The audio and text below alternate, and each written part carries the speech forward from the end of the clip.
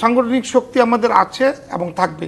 আওয়ামী লীগ যথাযথভাবে রাষ্ট্র পরিচালনার পাশাপাশি সাংগঠনিক কর্মকাণ্ড চালিয়ে যাচ্ছেন। নজরুল ইসলাম বাবু, কি মনে হয় আসলে ঘুরে দাঁড়ানো সহজ হবে?